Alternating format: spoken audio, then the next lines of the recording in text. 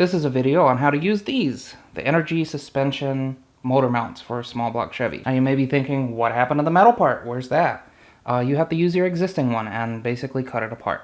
So let's jump into it. You could use your original motor mounts and cut them apart, or you could go on Rock Auto and order a pair of them for like $5 and modify those so you don't have any downtime when you install these.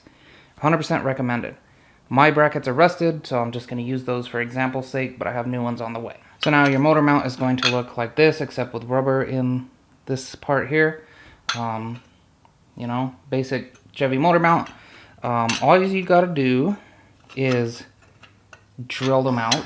So I took the drill press in our garage, drilled out those center holes. Obviously that's not enough for them to just come out because my bit's too small. But once I drilled them out a little bit and it weakened the area a bit, I was able to take an angle grinder and grind away the rest of it.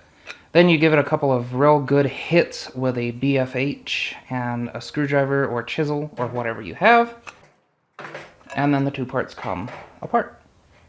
And you obviously have a little bit of refuse left over here. There's like this little rivet material left. I'll just grind that off later. But make sure you do that. Now, if you're putting these things back together, you need the holes to line up. It will only go one way. You can't accidentally put it the wrong way because it just won't work.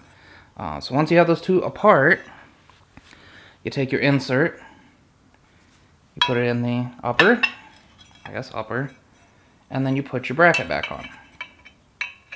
Now, these are still separate, right? So you need something to hold them together until you can get them in the truck. They provide you with 4 zip ties.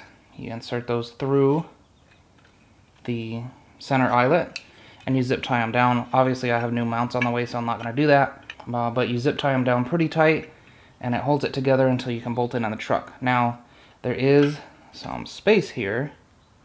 And it's not from my leftover rivet. Like there's space between the two. That's for preload. Energy suspension, the transmission mounts the same way. They do preload. And so once you actually bolt these into the truck, it'll give it an amount of preload. So you'll notice a little bit a gap in there. It's fine, don't worry about it. It'll take care of itself.